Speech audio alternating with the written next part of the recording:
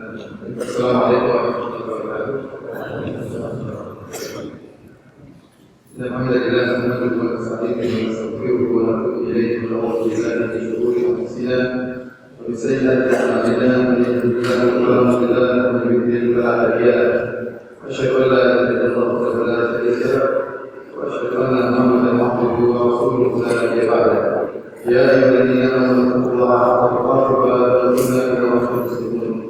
فإن أصدق الحديث كتاب الله وخير الهدى هدى محمد صلى الله عليه وسلم وشر الأمور محدثاتها وكل محدثة بدعة وكل بدعة ضلالة وكل ضلالة في النار.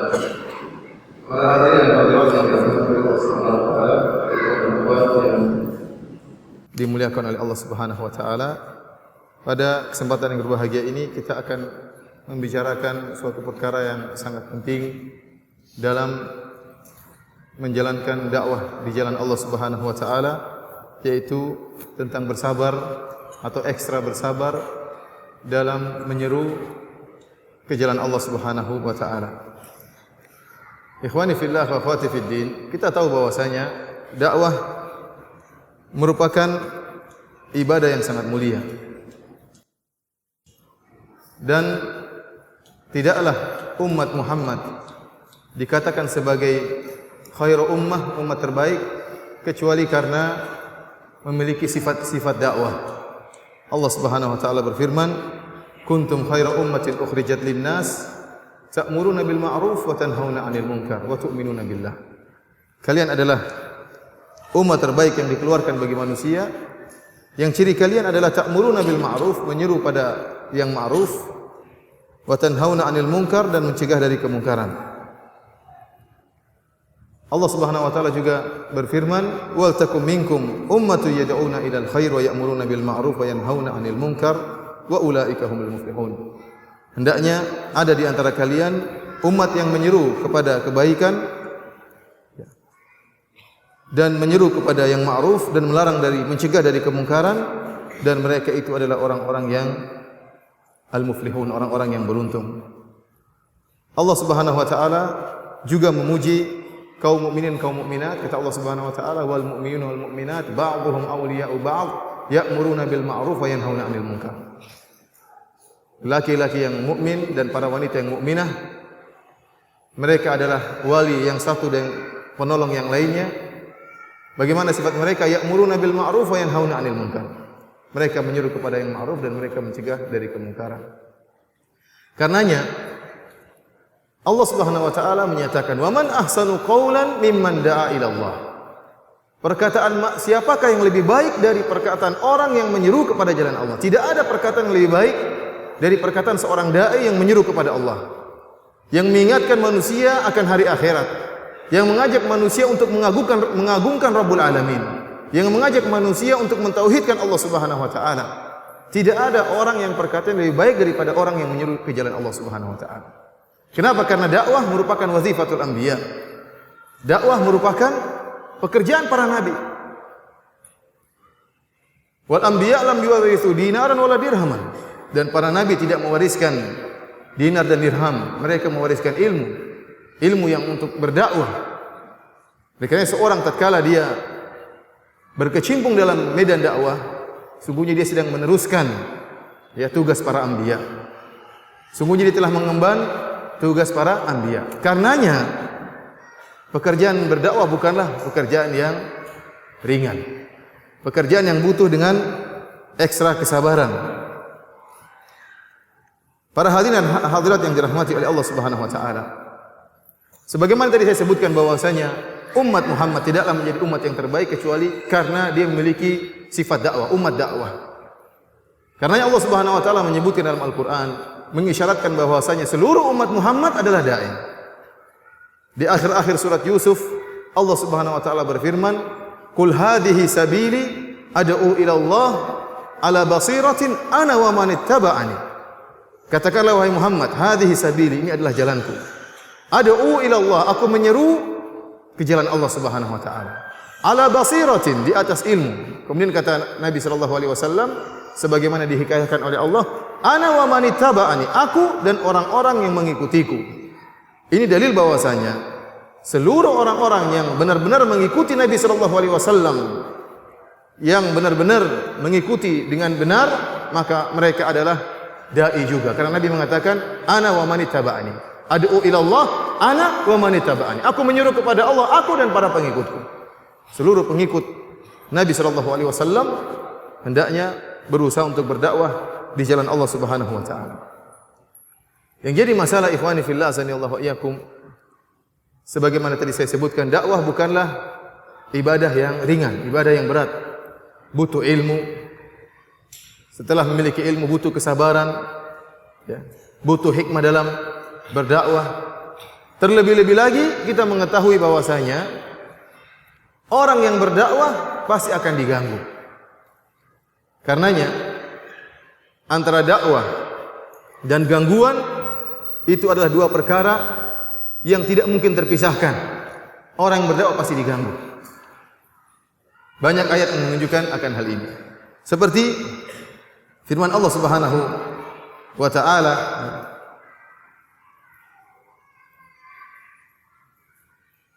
wa tawasaw bil haqq wa tawasaw bis sabr. Tatkala Allah berfirman, wal asr innal insana lafi khusr illa alladziina aamanu wa 'amilus shalihaat wa tawasaw bil haqq wa tawasaw bis sabr. Demi masa sungguhnya manusia seluruhnya merugi kecuali orang-orang yang beriman dan beramal saleh, wa tawasaw bil haqq. Saling nasihat menasihati dalam kebenaran. Ini dakwah. Setelah itu Allah mengatakan wa tawasaw bis sabr, dan mereka saling menasihati dalam kesabaran. Kenapa? Orang yang mulai menasihati orang lain, dia pasti akan diganggu dan dia harus bersabar.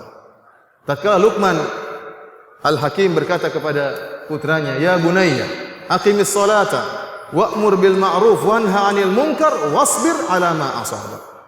Kata Luqman, "Wahai anakku, tegakkanlah salat. Kemudian serulah kepada yang ma'ruf dan cegahlah kemungkaran. Dan kalau kau sudah menyuruh kepada yang ma'ruf dan mencegah kemungkaran, kau pasti diganggu, maka wasbir 'ala ma asabak, dan sabarlah dengan apa yang menimpa." Yang berdakwah pasti sabar. Kenapa? Karena orang yang berdakwah dia akan memutuskan manusia dari hawa nafsunya. Kita tahu manusia kalau dibiarkan akan mengikuti hawa nafsunya. Senang bermaksiat, senang membangkang kepada Allah Subhanahu wa taala. Datang seorang yang berdakwah kemudian mengatakan ini hukumnya haram, ini tidak boleh, ya. Ini hukumnya bid'ah, ini hukumnya syirik. Tidak boleh pergi ke sana, tidak boleh pergi ke sini. Ini orang-orang seperti ini karena dia membatasi gerakan manusia, memutuskan manusia dengan syahwatnya, maka dia pasti akan dimusuhi. Tidak mungkin tidak. Jadi antara dakwah dengan gangguan dua perkara yang tidak bisa dipisahkan. Bahkan di awal-awal Nabi sallallahu alaihi wasallam diperintahkan untuk berdakwah dengan diturunkannya surat Al-Muddatsir. Allah Subhanahu wa taala berfirman, "Ya ayyuhal muddatsir, wahai orang yang berselimut, kum fa'anzir." Bangunlah, tegaklah dan berilah peringatan, berdakwahlah. Kata para ulama bahwasanya Nabi diangkat menjadi rasul dengan diturunkannya surat Al-Muddatsir. Kum fa'anzir wa rabbaka fakabbir. Dan agungkanlah Rabbmu, wa thiyabaka fatahhir, dan bersihkanlah ya bajumu. War rujza fahjur wa la tamnun tastakthir wa li rabbika fasbir, dan tinggalkanlah kemaksiatan dan jangan kau memberi dalam rangka untuk mendapat yang lebih banyak. Kemudian kata Allah di akhir ayat, wa li rabbika fasbir, dan hendaknya engkau bersabar karena Allah Subhanahu wa taala. Jadi kata Syekhul Islam Ibnu Taimiyah, ayat ini dibuka dengan perintah kum fa'anzir, ya. Berilah peringatan, dan ditutup dengan firman Allah Subhanahu wa taala, wa li rabbika fasbir, dan bersabarlah karena Rabbmu. Karena ikhwani fillah azanillahu iyyakum, saya ingin menegaskan bahwasanya antara dakwah dan gangguan adalah dua perkara yang tidak mungkin terpisahkan. Karenanya butuh kesabaran ekstra tatkala menjalankan dakwah di jalan Allah Subhanahu wa taala. Sungguh kita katakan dakwah merupakan ibadah yang sangat mulia. Kenapa ya ikhwan? Kalau kita renungkan tentang umur kita yang terbatas, dan kita renungkan tentang kemampuan kita yang terbatas, dan kalau kita berpikir ekonomis bagaimana bisa dengan modal sedikit namun mendapatkan keuntungan sebanyak-banyaknya, maka ibadah yang terbaik untuk bisa meraih keuntungan yang sebanyak-banyaknya adalah berdakwah di jalan Allah Subhanahu wa taala. Ingat sabda Nabi sallallahu alaihi wasallam, "Man dalla ala khair falahu mithlu ajri fa'ilihi." Barang siapa yang menyuruh kepada kebaikan, orang kemudian mendapatkan hidayah atau melakukan suatu kebaikan, maka bagi dia pahala orang yang mengamalkannya. Itu bayangkan antum berdakwah dengan internet misalnya, atau antum berdakwah dengan ceramah, atau antum berdakwah dengan menyebarkan tulisan-tulisan atau dengan makalah-makalah. Kemudian ada seorang yang membaca, kemudian dia dapat hidayah, kemudian dia mengamalkan apa yang antum sampaikan dalam tulisan tersebut. Kemudian dia mengamalkan kebaikan tersebut selama 20 tahun, maka antum tinggal ongkang kaki di rumah, seluruh pahalanya juga ngalir sama antum. Ini makanya pahala capeknya cuma sebentar. Tetapi setelah itu pahala terus mengalir kepada antum. Bagaimana lagi jika antum kemudian menyelamatkan seorang dari kesyirikan? Antum pergi berdakwah di puncak gunung mana atau lembah mana, kemudian ada orang yang terjerumus dalam kesyirikan, percaya kepada jimat-jimat, percaya kepada dukun, kemudian dia sadar, kembali kepada tauhid, maka betapa besar pahala yang akan mengalir kepada antum. Ingat sabda Nabi sallallahu alaihi wasallam tentang keutamaan orang yang bertauhid. Kata Nabi sallallahu alaihi wasallam dalam hadis qudsi, "Ya ibn Adam, law ataitani bi qurabil ardi khataya, thumma laqitani la tusyriku bi syai'a, la ataituka bi qurabiha maghfirah." Kata Allah Subhanahu wa taala, "Wahai anak Adam, kalau seandainya engkau mendatangiku pada hari kiamat dengan membawa dosa sebesar bumi ini, kemudian engkau menemuiku dalam keadaan tidak berbuat syirik sama sekali, la ataituka bi qurabiha maghfirah, maka aku akan mendatangimu dengan ampunan sebesar bumi pula." Ini keutamaan tauhid. Orang yang bertauhid diberi ampunan oleh Allah Subhanahu wa taala dengan seluas-luasnya. Kemudian ada orang yang tadinya terjerumus dalam kesyirikan, kemudian antum jelaskan atau dia baca tulisan antum, kemudian sadar dan mengenal tauhid, kemudian dia menjaga tauhidnya selama 30 tahun sampai meninggal dunia. Bayangkan, pahala tauhid tersebut terus mengalir kepada antum. Oleh karena dakwah merupakan ibadah yang sangat singkat, tetapi pahalanya yang dijanjikan sangat luar biasa.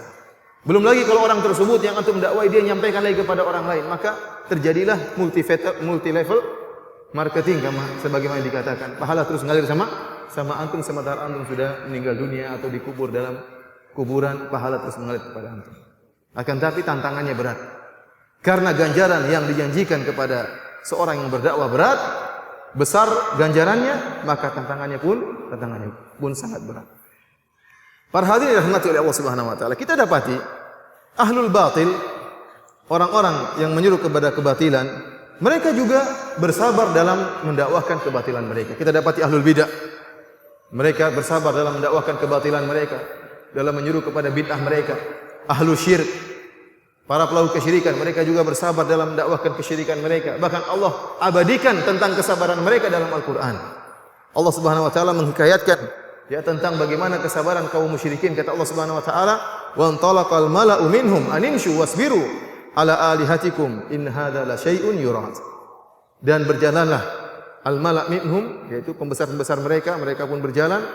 Kemudian mereka memberi nasihat kepada anak buah mereka, "Animshu wasbiru." Berjalanlah kalian dan bersabarlah dalam beribadah kepada Tuhan-Tuhan kalian.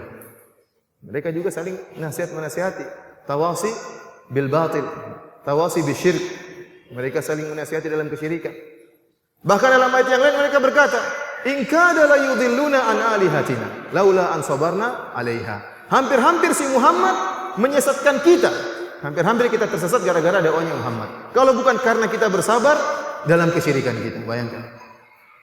Hampir-hampir disesatkan oleh siapa? Muhammad sallallahu alaihi wasallam. Namun karena kesabaran kita tidak jadi tersesat. Mereka bangga dengan kesabaran mereka dalam berbuat kesyirikan. Orang yang bersabar berhasil, bahkan ahlul batil kalau bersabar berhasil. Lihat, mungkin sekitar kalau 50 tahun, 60 tahun yang lalu, kalau ada wanita buka auratnya, mungkin semua orang mencela. Mungkin kelihatan betisnya dicela, apalagi kelihatan pahanya mungkin dicela. Tetapi wanita yang pertama kali membuka pahanya di tengah masyarakat, tatkala dia dicela, dia bersabar. Bersabar dan bersabar sampai akhirnya banyak pengikutnya. Berhasil dakwanya. Justru sekarang yang pakai jilbab syar'i mungkin dicela.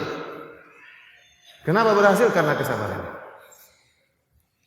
Karena saya kagum dengan perkataan seorang syekh yang dia mengatakan, tatkala saya berdakwah masuk di belantara hutan Afrika, dan saya menempuh perjalanan yang jauh, ya, dan saya merasa saya telah berkorban dengan begitu besar pengorbanan untuk berdakwah di jalan Allah Subhanahu wa taala. Ternyata di tengah hutan dia ketemu dengan seorang wanita misionaris yang menyebarkan kristenisasi. Subhanallah, wanita ini lebih sabar, hidup di tengah hutan bertahun-tahun. Innal ladzina kafaru yunfiquna amwalahum liyasuddu an sabilillah. Mereka berinfak, mereka bersabar, mereka berdakwah, bahkan di antara mereka rela untuk meninggal dunia demi untuk membela kebatilan mereka. Sementara kesabaran mereka mengantarkan mereka kepada neraka jahanam. Lantas kita ahlul haq, orang-orang yang menyeru kepada kebenaran, yang menyeru kepada jalan Allah, yang menyeru masyarakat untuk mengagungkan Allah, kenapa tidak bersabar? Sementara seluruh langkah kita, kesabaran kita mengantarkan kita menuju surga Allah Subhanahu wa taala. Pada kesempatan yang berbahagia ini, ikhwani fillah wa akhwati fiddin, azani Allah wa iyyakum, saya akan menyebutkan beberapa perkara yang mungkin membantu kita untuk bersabar dalam dakwah. Di antara perkara-perkara tersebut agar kita bersabar dalam berdakwah, yang pertama adalah kita merenungkan tentang pahala-pahala bersabar yang Allah janjikan dalam Al-Quran. Kita tahu bahwasanya kalimat sabar sering disebutkan dalam Al-Quran dalam bentuk pujian-pujian dari Allah Subhanahu wa taala. Wallahu yuhibbus sabirin, Allah cinta kepada orang-orang yang sabar. Innallaha ma'as sabirin, Allah bersama orang-orang yang sabar. Terlalu banyak pujian-pujian bagi orang-orang yang bersabar. Sampai-sampai Imam Ahmad rahimahullah berkata, "Tadabbartu kitaballahi fawajadtu anna Allah Ta'ala qad dzakara sabra fi aktsar min 90 mawdhi'an." Saya mengamati Al-Qur'an, mentadabburi Al-Qur'an, dan saya dapati Allah menyebutkan kata sabar, kalimat sabar lebih dari 90 kali dalam Al-Quran. Dan tidaklah Allah menyebutkan dengan jumlah yang begitu banyak, lebih dari 90 kali, kecuali menunjukkan bahwasanya ibadah tersebut ibadah yang mulia. Sampai Allah ulang-ulang lebih dari 90 kali. Menunjukkan ibadah tersebut, ibadah sabar, merupakan ibadah yang sangat urgen dalam kehidupan seorang muslim. Di antaranya dalam menjalankan dakwah kepada Allah Subhanahu wa taala. Karenanya, pahala yang Allah sediakan bagi orang yang bersabar sangatlah besar. Seperti firman Allah Subhanahu wa taala, "Innama yuwaffas sabiruna ajrahum bighairi hisab." Sungguhnya orang-orang yang bersabar pahalanya tanpa batas. Tidak ada hisab. Pahalanya sangat besar. Rasulullah SAW juga bersabda, "Man yatasabbar yusabbirhullah, wa ma utiya ahadun khairan wa awsa' minas sabr." Kata Nabi SAW, barang siapa yang berusaha untuk bersabar, maka Allah akan menjadikan dia bersabar. Dan tidak seorang pun diberikan dengan sesuatu yang lebih baik dan lebih luas daripada kesabaran. Menunjukkan sabar merupakan akhlak yang sangat mulia. Kalau seorang telah dianugerahi kesabaran setelah dia berusaha untuk bersabar, diberikan anugerah sabar, maka tidak ada yang lebih baik, kata Nabi, dan lebih luas daripada anugerah sabar. Allah Subhanahu wa taala menyebutnya dalam Al-Qur'an, sebab masuknya orang-orang dalam surga karena kesabaran. Kata Allah Subhanahu wa taala, "Salamun alaikum bima sabartum fa ni'ma uqubad dar." Keselamatan bagi kalian tatkala Allah menceritakan perkataan para malaikat. Wal malaikatu yadkhuluna alaihim min kulli bab. Para malaikat menyambut para penghuni surga, mereka masuk dari seluruh pintu, kemudian mereka mengatakan, "Salamun alaikum bima sabartum." Keselamatan bagi kalian wahai penghuni surga bima sabartum, karena kesabaran kalian. Dalam ayat yang lain kata Allah Subhanahu wa taala, "Wa jazaahum bima sabaru jannatan wa harira." Dan Allah memberi balasan kepada mereka karena kesabaran mereka, ya, surga dan kain sutra. Keberhasilan dakwah butuh dengan sabar. Tidak mungkin seorang dai kalau tidak bersabar tidak usah jadi dai. Kerusakan yang dia lakukan lebih banyak daripada kebaikan yang dia lakukan. Saya ulangi. Seorang dai kalau tidak bersabar tidak usah jadi dai.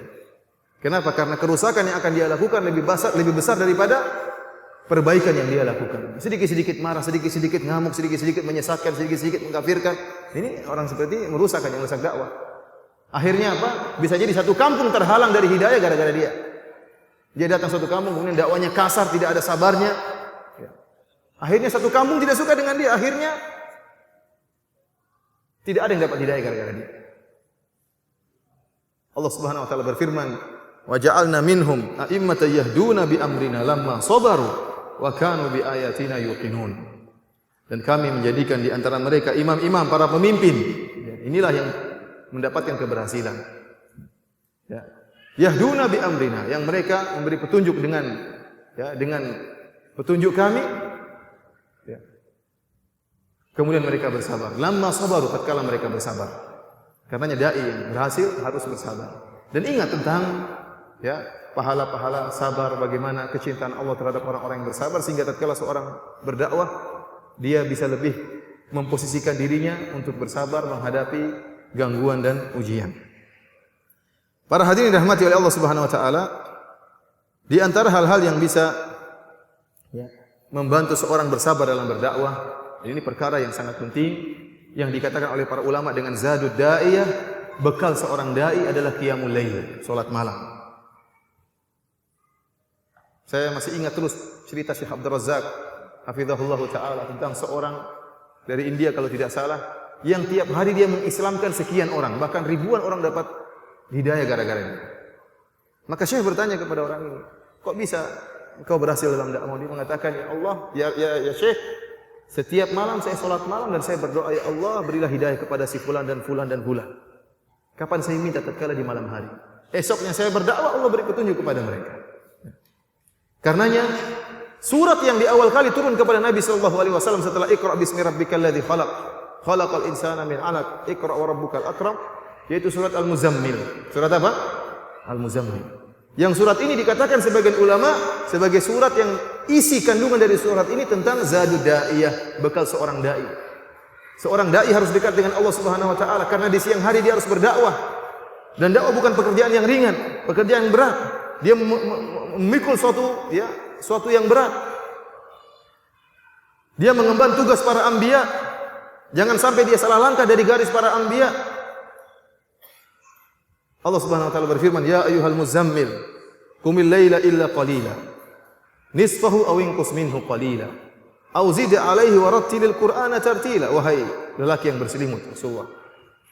Qumil laila, salatlah malam illa qalila. Sampai sebagian ulama menyatakan tahajud bagi Nabi hukumnya wajib. Tahajud bagi Nabi hukumnya apa? Wajib. Karena itu merupakan bekal Nabi tatkala berdakwah di siang hari. Kita berusaha melaksanakan tahajud di malam hari, berusaha berdoa kepada Allah meskipun hanya 1 rakaat. Karena esok hari kita ada tugas yang berat. Kata Allah, "Qumil laila illa qalila nisfahu aw inqus minhu qalila." Salatlah kamu malam sepenuhnya kecuali sedikit, atau setengah malam, atau lebih sedikit, atau kurang sedikit. Warattilil Qur'ana tartila, dan bacalah Al-Qur'an dengan tartil. Inna sanulqi 'alaika qawlan tsaqila. Ya, sungguhnya kami akan melemparkan kepada engkau perkataan yang berat. Syariat itu berat. Dakwah itu berat, bukan ringan. Halal haram itu bukan perkara yang ringan. Ya. Butuh kesabaran, butuh perjuangan. Kemudian kata Allah Subhanahu wa taala, "Inna nasyi'atal laili hiya ashaddu wat'a wa aqwamu qila. Inna laka fin nahari sabhan tawila." Sungguhnya bangun di malam hari itu lebih khusyuk dalam salat. Kemudian kata Allah Subhanahu wa taala, "Inna laka fin nahari sabhan tawila." Dan di siang hari banyak bisa kau kerjakan. Kau bisa berbuat banyak di siang hari. Malam hari persiapkan dirimu untuk bertugas di siang hari. Kemudian di akhir ayat kata Allah, "Wahjurhum wasbir ala ma yaqulun wahjurhum hajran jamila." Dan sabarlah atas apa yang mereka ucapkan, dan hajarlah mereka, tinggalkanlah mereka dengan cara yang indah, dengan cara yang baik. Ayat ini dibuka dengan salat malam dan diakhiri dengan perintah untuk bersabar dan menghajar atau meninggalkan orang-orang yang menentang dengan cara yang baik. Karenanya ikhwani fillah sanallahu alaikum. Kalau seorang dai kemudian tidak menyisihkan waktunya di malam hari untuk berdoa kepada Allah Subhanahu wa taala, untuk minta kekuatan kepada Allah Subhanahu wa taala, maka sulit dia berhasil di siang hari. Butuh dia menguatkan hatinya dengan Allah Subhanahu wa taala. Allah Subhanahu wa taala pernah berkata kepada nabinya alaihi salatu wasalam, kata Allah Subhanahu wa taala dalam Al-Qur'an, "Wa laqad na'lam annaka yadhiku sadruka bima yaqulun." Sungguh kami mengetahui wahai Muhammad, dadamu sempit akibat apa yang mereka katakan. Tuduhan-tuduhan yang mereka tuduhkan kepada Nabi sallallahu alaihi wasallam membuat Nabi sallallahu alaihi wasallam sesat. Membuat Nabi sallallahu alaihi wasallam dadanya sempit. Kemudian apa kata Allah Subhanahu wa taala? "Fasabbih bihamdi rabbika wa kum minas sajidin." Wa'bud rabbaka hatta ya'tiyakal yaqin. Jika perkaranya demikian, jika hatimu sesak karena perkataan mereka, karena tuduhan mereka, ya, maka jadilah engkau termasuk orang-orang yang sujud. Sujudlah kepada Allah, Allah perintahkan. Wa'bud rabbaka, dan beribadahlah kepada engkau hatta ya'tiyakal yaqin, sampai datang kematian kepadamu. Karenanya di antara perkara yang membuat kita bersabar, banyak sujud kepada Allah Subhanahu wa taala. Banyak sujud kepada Allah Subhanahu wa taala. Allah mengatakan wasjudu waqtarib, sujudlah dan engkau akan dekat dengan Allah Subhanahu wa taala. Keluhkan keluh kesah kita tatkala kita sujud kepada Allah Subhanahu wa taala. Salat malam berdoa kepada Allah Subhanahu wa taala. Dai yang seperti ini akan mudah bersabar tatkala di siang hari.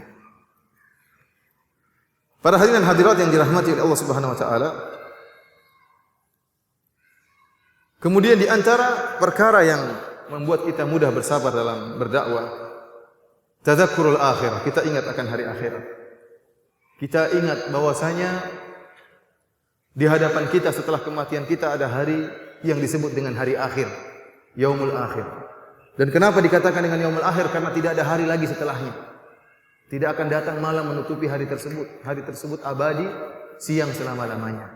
Oleh karena para ulama mengatakan bahwasanya di surga dan neraka tidak ada malam. Hari terus.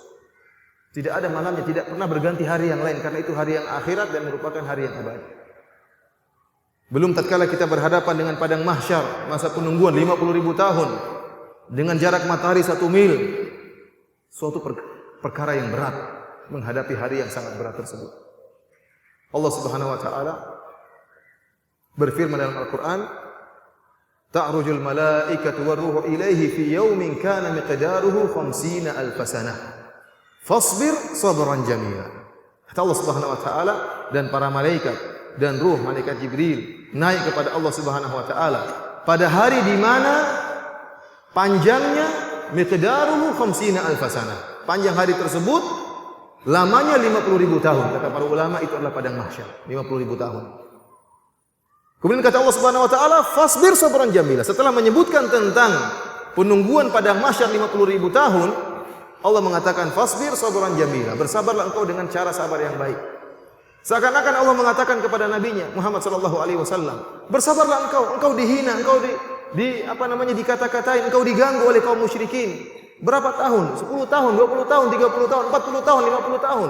Itu sedikit dibandingkan dengan masa menunggu 50.000 tahun. Kalaupun kita dihina berapa tahun sih? Mungkin 2 tahun dihina. Mungkin dikata-katain 5 tahun, 10 tahun.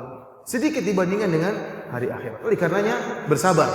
Tatkala seorang mengingat akan hari akhirat, bahwasanya kesabarannya ini akan mendatangkan pahala yang besar, maka mudah bagi dia untuk menyabarkan dirinya tatkala diganggu atau tatkala dihina oleh masyarakat atau dijatuhkan oleh musuh-musuhnya. Para hadirin dirahmati oleh Allah Subhanahu wa taala, di antara perkara yang membantu kita untuk bersabar, dan ini adalah perkara yang sangat penting, adalah membaca tentang kisah-kisah para anbiya dan para salihin. Bagaimana kesabaran mereka. Wallahi ya ikhwan, kalau seorang baca misalnya kitab Syiar A'lam Nubala tentang para ulama, tentang para tokoh-tokoh Islam, dia akan merasa dirinya kecil sekali, tidak ada apa-apanya. Bagaimana mereka menuntut ilmu. Hilang ujub, seluruh ujub dia buang semuanya. Tapi kalau dia enggak pernah baca buku begitu, dia yang paling top di hadapan orang lain. Ujub menimpanya, rasa riya, rasa bangga, macam-macam. Begitu dia baca buku Syiar A'lam Nubala, bagaimana imam-imam dalam kesabaran mereka menuntut ilmu, kesabaran mereka berdakwah, ujian yang mereka rasakan, tegar mereka dalam dakwah, luar biasa. Dia baru sadar dia ini enggak ada apa-apanya. Allah sayang kepada dia sehingga tidak diberi ujian yang membuat dia hancur. Siapa yang bisa sabar seperti ujian yang dialami oleh Imam Ahmad rahimahullah? Dicambuk sampai dagingnya lepas dari tubuhnya. Sampai pingsan dicambuk. Dan dia tidak mau mengatakan Al-Quran itu makhluk. Tidak mau. Membela akidahnya. Karena perkaranya bukan dunia, perkaranya akhirat. Jika Imam Ahmad, ulama-ulama yang lain sempat ada yang tidak sabar melakukan tauriyah. Katanya Al-Quran makhluk atau bukan? Katanya Taurat, Injil, Zabur, Al-Quran, hadhihi makhlukah. Ini semua makhluk, maksudnya jari-jarinya makhluk. Bagaimana lagi? Tidak bisa, kalau tidak disiksa. Imam Ahmad tidak mau. Dia bersabar. Bahkan sebagian ulama mengatakan kesabaran Imam Ahmad tatkala itu hukumnya fardu ain, bukan fardu kifayah lagi. Kenapa? Karena banyak ulama yang kemudian takut kemudian melakukan tauriyah. Imam Ahmad harus tidak boleh takut. Karena kalau dia kemudian juga mengatakan iya Al-Quran itu makhluk, maka yang sesat banyak orang. Mungkin sampai sekarang orang banyak yang sesat. Oleh karena Imam Ahmad bertahan dan bersabar sampai disiksa. Datangkan Al-Gojo untuk menyiksa Imam Ahmad rahimahullahu ta'ala. Kita baca tentang sirah para anbiya, bagaimana kesabaran mereka. Yang pertama kita baca tentang sirah, tarikh sejarah bagaimana Nabi Nuh alaihissalam yang Allah abadikan, Allah abadikan cerita tentang Nabi Nuh dalam Al-Quran. Seperti Allah berfirman, "Walaqad arsalna Nuhan ila qaumihi, falabitha fihim alfasanatin illa 50 ama." Sungguh kami telah mengutus Nabi Nuh alaihissalam kepada kaumnya.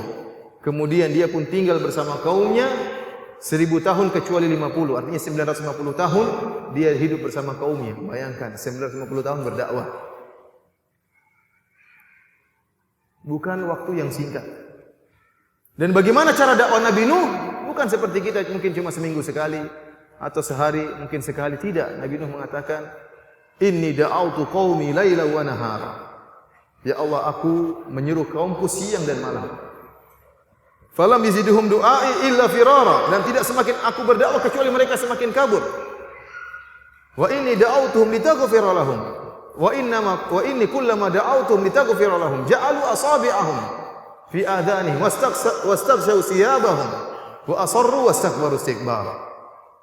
Dan setiap kali saya berdakwah, ya Allah, mereka memasukkan jari-jari mereka ke telinga mereka supaya tidak mendengar dakwah Nabi Nuh. Antum pernah begitu berdakwah? Kita tidak pernah seperti itu. Dia mungkin dengar malu-malu, tapi dia enggak enak langsung pergi cabut. Nabi Nuh dulu tidak, tutup.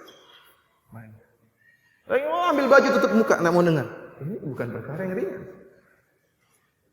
Kullama da'autuhum litaghfira lahum, ya Allah, aku ini dakwah mereka supaya Engkau ampuni mereka. Bayangkan, Nuh niatnya baik agar mereka diampuni oleh Allah, tapi mereka malah semakin lari semakin menjauh.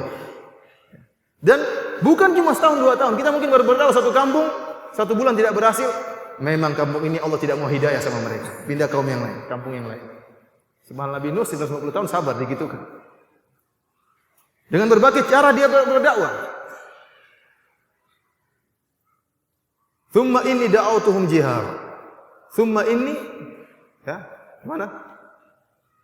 A'lantu lahum asrartu lahum israra. Kemudian saya berdakwah dengan terang-terangan, berdakwah dengan cara diam-diam, subhanallah, siang dan malam. Lihat Nabi Nuh alaihissalam. Apa kata Allah Subhanahu wa taala? Wa ma amana ma'ahu illa qalil. Tidak ada yang beriman kepada Nabi Nuh kecuali cuma sedikit. Istrinya kafir kepada Nabi Nuh, anak yang sangat dia cintai pun kafir kepada Nabi Nuh alaihissalam. Ini ujian yang sangat berat. Butuh kesabaran ekstra. Sampai-sampai di detik terakhir sebelum anaknya tewas, Nabi Nuh masih terus berdakwah. Ya bunayya irkam ma'ana wa la takum ma'al kafirin. Wahai anakku, wahai putraku, naiklah bersama kami di perahu kami. Jangan kau termasuk orang-orang yang kafir. Namun anaknya ngeyel, betapa sakit hati seorang ayah. Qala sa'awi ila jabali ya'simuni minal ma'. Wahai, saya akan selamat, saya akan pergi ke puncak gunung. Selamat dari air banjir ini. Masih sudah tewas, masih ngeyel. Wa hala bainahumal mawju fa kana minal mughraqin. Akhirnya datang ombak, tenggelamlah anaknya itu. Seorang yang kemudian membaca surat ayat ini, bahwasanya Nabi Nuh alaihissalam berdakwah selama 950 tahun, maka dia sadar bahwasanya apa yang dilakukan tidak ada apa-apanya. Saya masih ingat cerita sebagian teman-teman dari Libya yang mereka dipenjara di zaman pemerintahan Gaddafi. Dipenjara ada yang 20 tahun, ada yang 27 tahun, ada yang 3 tahun. Kemudian akhirnya banyak di antara mereka yang dibunuh. Terutama Ahlus Sunnah, terutama Salafiyin banyak yang dibunuh di zaman pemerintahan Gaddafi. Teman saya cerita ada salah seorang di antara mereka yang baru dipenjara 3 tahun. Setelah dipenjara 3 tahun dia stres. Ini gimana ini? Akhirnya dipanggil sama orang tua di situ. Kamu dipenjara berapa tahun? Saya 3 tahun. Saya sudah 23 tahun. Akhirnya sabar akhirnya. Teman saya cerita bagaimana dia untuk menjalankan ibadah susah di zaman Gaddafi. Barang siapa yang sholat 5 waktu di satu masjid ditangkap. Tidak bisa sholat satu masjid, harus sholat zuhur di masjid ini, sholat asar di tempat lain, sholat maghrib di tempat lain, sholat subuh di tempat lain. Ada intel di antara mereka. Sampai dia mengatakan, teman saya satu kampus, satu kelas. Dia cerita suatu saat kami berjalan, mau ingin sholat subuh. Sementara sebelah kiri kami ada pohon-pohon berduri. Tiba-tiba datang patroli dari jauh dengan lampunya. Terpaksa saya lompat masuk di pohon-pohon berduri tersebut supaya bisa sholat subuh. Luar biasa ikhwan. Untuk menjalankan syariat Islam ya butuh perjuangan. Demikian para sahabat dahulu. Ada di antara mereka yang baca Al-Quran, begitu baca Al-Quran dipukul sampai kemudian pingsan. Kita sekarang mau beramar ma'ruf saja malu. Membaca Al-Quran di bis saja malu, sementara pelaku maksiat tidak ada malunya. Buka pahanya, buka apanya, tidak malu-malu di hadapan, di televisi terang-terangan. Kita terkadang mau dakwah, mau berzikir aja, subhanallah, subhanallah, takut dibilang orang gila. Ya akhi, berdakwah. Ya akhi, amalkan ya ajaran Allah di bis, di mana, di pesawat, baca Quran, buka buku. Ya, tunjukkan kita orang Islam, berdakwah, beribadah kepada Allah di mana saja. Dengan penampilan kita Islami, dengan kita baca Al-Quran itu sudah bentuk dakwah. Bersabar, kalau kita malu untuk berdakwah terus bagaimana? Siapa yang berdakwah kalau gitu? Beramar ma'ruf saja sudah malu, apalagi bernahi mungkar. Mikir 1000 kali. Nah, kita kalah dengan para pelaku maksiat yang tidak punya malu bermaksiat di hadapan Allah Subhanahu wa taala. Kalau kita renungkan tentang bagaimana Nabi Nuh alaihissalam, ya, maka dakwah beliau 950 tahun dengan penuh kesabaran dengan berbagai metode, namun tidak berhasil pula. Hanya yang beriman hanyalah sedikit, maka kita lebih mudah untuk bersabar. Kemudian demikian juga para anbiya yang lain. Contohnya seperti ya, Nabi Ibrahim alaihissalam dakwah sendiri. Bahkan tatkala Nabi Ibrahim alaihissalam lewat di negeri Mesir bersama istrinya Sarah, karena khawatir istrinya akan diambil oleh raja Mesir tersebut yang ingin suka menzinai atau mengambil wanita-wanita cantik. Maka Ibrahim berkata, kalau ada yang bertanya kepadamu siapa engkau, katakan hadi ukhti atau hada akhi fil Islam. Engkau adalah saudaraku. Karena tidak ada yang beriman di atas muka bumi ini kecuali saya dan kau. Subhanallah. Oleh karena Allah Subhanahu wa taala mengatakan Nabi Ibrahim, inna Ibrahim kana ummah. Nabi Ibrahim adalah umat, meskipun dia sendiri yang beriman tatkala itu Allah sebutkan dia sebagai umat. Kenapa? Telah berlalu bersama seperti Nabi Ibrahim para anbiya. Meskipun dia sendiri, ketahuilah bahwa telah berlalu orang-orang yang bertauhid seperti dia, umat. Bayangkan kemudian berdakwah sendirian, tidak ada yang sama dia. Ayahnya memusuhi, orang-orang menyembah patung, menyembah bulan, menyembah matahari. Sampai apa akhir penghujungnya? Qalu harriku wansuru alihatakum in kuntum fa'ilin. Kata mereka, ya, bakarlah si Ibrahim dan tolonglah Tuhan-Tuhan kalian jika kalian benar-benar melakukan. Akhirnya Ibrahim pun dibakar, akan tapi dia bersabar. Sampai disebut oleh para ahli tafsir di antaranya Ibnu Katsir rahimahullah, bagaimana kaumnya Nabi Ibrahim berusaha mengumpulkan kayu bakar sebanyak-banyaknya. Jadi untuk bakar Nabi Ibrahim bukan cuma sehari mengumpul kayu bakar. Sampai ada orang yang bernazar, kalau anak saya lahir saya akan membawa kayu untuk membakar Ibrahim. Sehingga terkumpullah kayu bakar yang begitu luas sekali. Tidak ada api yang pernah dinyalakan sebagaimana api yang digunakan untuk membakar Nabi Ibrahim. Oleh karenanya Nabi Ibrahim tatkala dilempar ke dalam tengah lautan api dengan menggunakan manjanik semacam katapel karena supaya masuk di tengah lautan. Akan tapi Allah mengatakan kulna ya naru kuni bardan wa salaman ala Ibrahim. Wahai api jadilah engkau dingin dan keselamatan bagi Ibrahim alaihissalam. Intinya Nabi Ibrahim alaihissalam bersabar dalam berdakwah. Contohnya lagi seperti Nabi Musa alaihissalam, sebagaimana kisah yang telah kita jelaskan, harus kabur dari negeri Mesir, ketakutan mereka berkumpul ingin membunuh Nabi Musa alaihissalam, sampai akhirnya harus pergi ke negeri Madian, akhirnya harus menggembala kambing selama 8 tahun atau 10 tahun. Ya, ini bukan sesuatu yang ringan, butuh kesabaran. Nabi Isa alaihissalam, ya, dimusuhi oleh kaumnya, orang-orang Yahudi ingin membunuh Nabi Isa. Saya mereka mengatakan inna qatalna al-Masih Isa bin Maryam Rasulullah. Kami telah membunuh, ya, telah membunuh Nabi Isa. Kata Allah, "Ma qataluhu wa ma salabuhu walakin syubbiha lahum." Mereka tidak menyalib, tidak membunuh Nabi Isa dan mereka tidak menyalib Nabi Isa, Akan tapi ada seorang yang diserupakan seperti Nabi Isa. Bar rafa'ahu Allahu ilaih, akan tapi Allah telah mengangkat Nabi Isa. Bayangkan antum diutus pada suatu kaum yang ingin membunuh antum. Nah, ini perkara yang sangat mengerikan, sebagaimana orang Yahudi ya, hobinya membunuh nabi. Ikhwani fillah azanillahu wa iyyakum, seperti Nabi Hud juga, Nabi Hud alaihissalam dihinakan oleh kaumnya.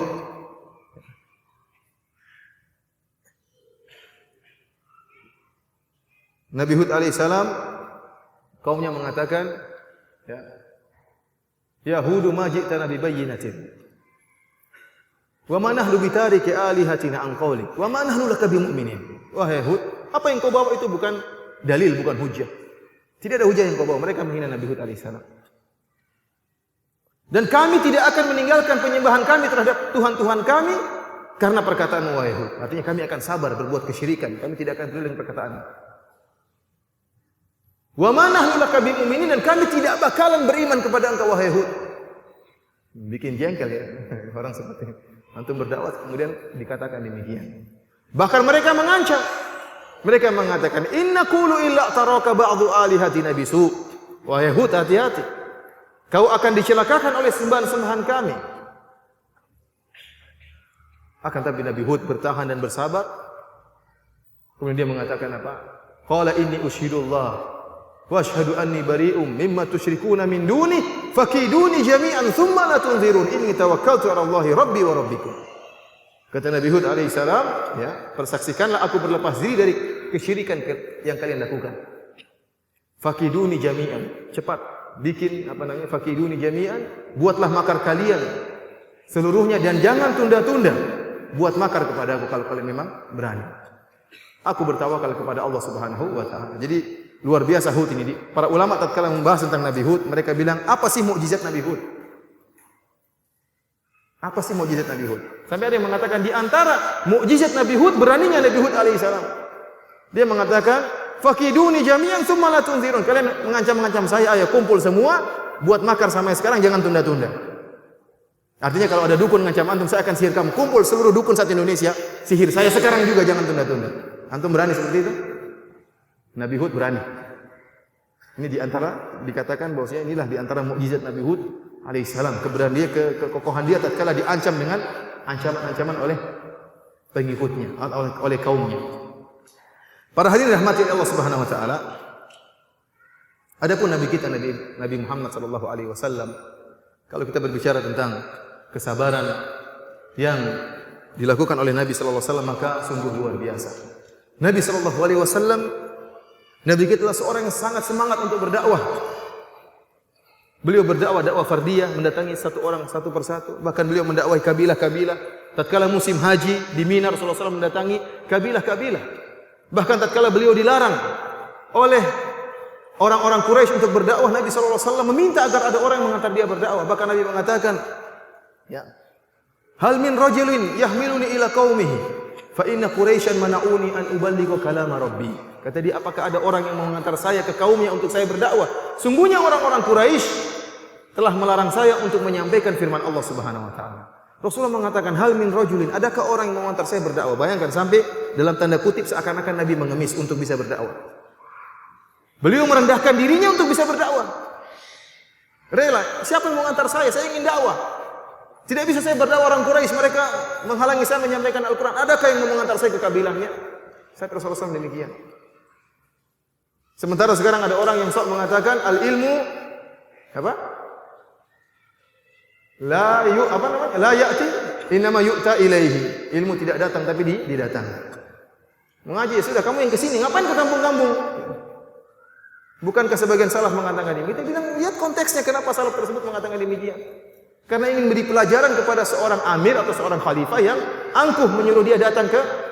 Dia ingin beri pelajaran yang mengatakan ilmu didatangi bukan mendatangi. Sekarang antum modelnya siapa? Antum bukan seorang imam, seorang ustadz krocok, kemudian sok-sok mengatakan ilmu didatangi bukan mendatangi. Terus kapan mau dakwah kalau begitu?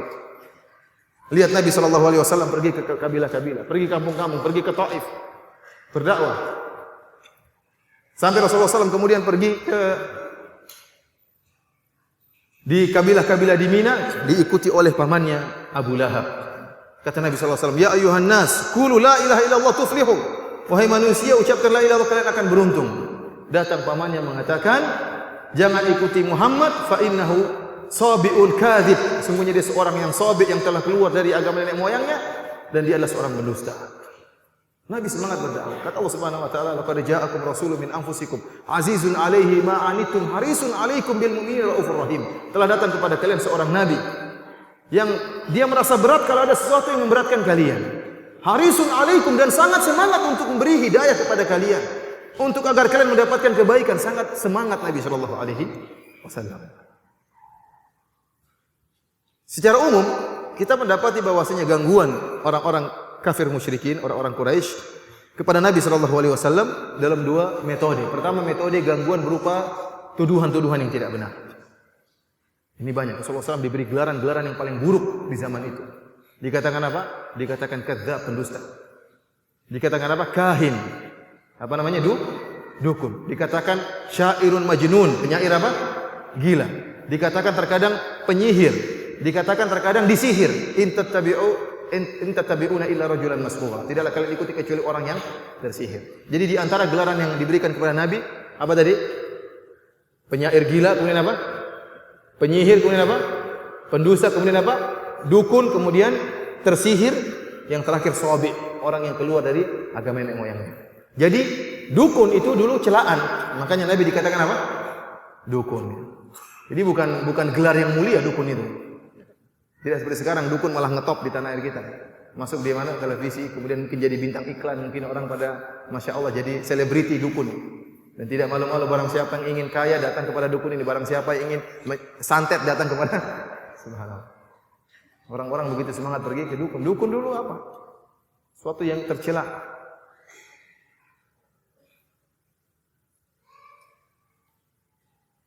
Dan di antara tuduhan yang paling sering mereka ulang-ulang adalah sabi ini, sabi. Orang yang keluar dari agama nenek moyangnya. Karena mereka tahu tuduhan yang inilah yang paling kuat. Mereka tahu Nabi bukan pendusta. Mereka tahu Nabi bukan orang gila. Tapi mereka katakan juga. Mereka tahu Nabi adalah seorang amanah. Tapi ada satu perkataan yang sangat berat, yaitu Nabi sabi, orang yang keluar dari agama nenek moyangnya. Oleh karena tatkala Umar bin Khattab masuk Islam, kata mereka, "Sabauta, engkau telah keluar dari agama nenek moyang." Tatkala ada seorang wanita musyrikah diketemui oleh para sahabat, kemudian para sahabat bercerita tentang Nabi, kata wanita ini, "Bukankah apakah dia si Sabi tersebut yang dikatakan oleh orang Quraisy?" Tersebar Nabi adalah Sabi, orang yang keluar dari agama nenek moyangnya. Karenanya tatkala Abu Talib akan meninggal dunia, kemudian didatangi oleh Nabi sallallahu alaihi wasallam. Nabi mengatakan, "Ya ammi qul la ilaha illallah kalimatan uhaju laka biha indallah." Wahai pamanku, katakanlah la ilaha illallah, sebuah kalimat yang aku akan bela engkau di hari kiamat kelak.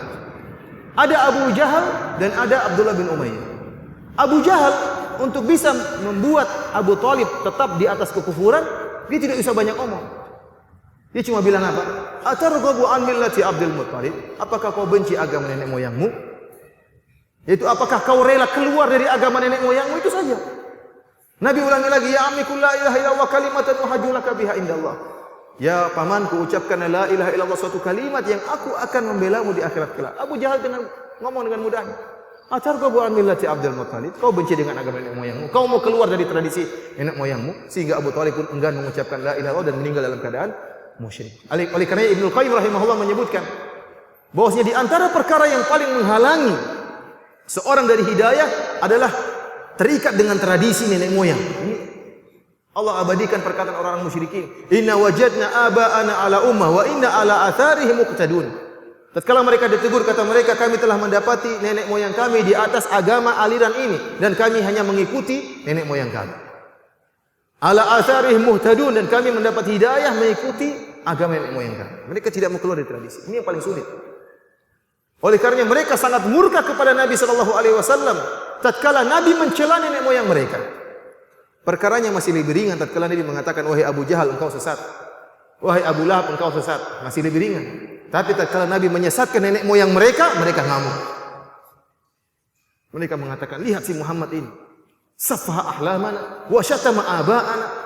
Si Muhammad ini telah membodoh-bodohi orang-orang pintar di antara kita dan mencela nenek-nenek moyang kita.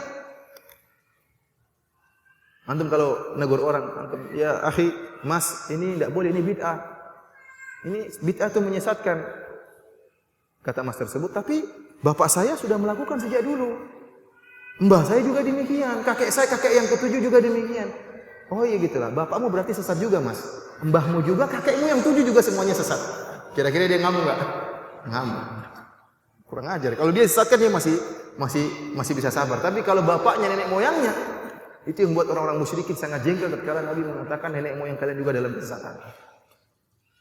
Tradisi ini paling.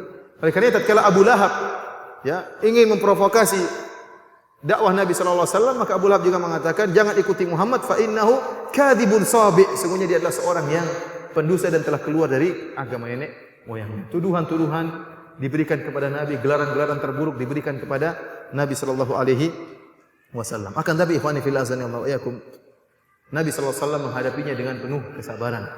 Allah Subhanahu wa taala berfirman kepada nabinya, "Fasbir sabran jamila." Bersabarlah dengan sabar yang indah, dengan sabar yang jamil. Allah Subhanahu wa taala juga berfirman, "Fasfahis safhal jamil." Maafkanlah dengan ampunan yang indah. Allah juga berfirman, "Wahjurhum hajran jamila." Tinggalkanlah mereka dengan cara meninggalkan yang baik. Semuanya disifati dengan jamilan. Ya. Allah tidak mengatakan fasbir, sabarlah. Allah tidak mengatakan maafkanlah, Allah tidak mengatakan tinggalkanlah, tapi Allah mengatakan maafkanlah dengan cara yang baik. Ya.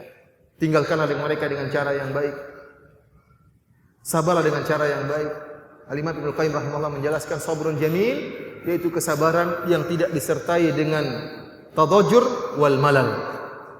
Tidak menggerutu, tidak mengeluh dan tidak bosan. Ini adalah kesabaran yang indah. Ada orang yang sabar tapi disertai dengan menggerutu, marah-marah. Ya deh, saya maafkan engkau tapi memang kamu kurang ajar ya. Ini namanya maafkan tapi menggerutu. Sudahlah, bikin jengkel orang. Biar lepasin aja, maafkan. Tapi menggerutu. Ini bukan maafkan yang indah. Nabi tersifat dengan sifat ini, sabrun jamil, safhul jamil, kemudian hajrun jamil. Meskipun Nabi SAW dituduh dengan tuduhan yang buruk, ternyata ada manfaatnya. Ada manfaatnya. Di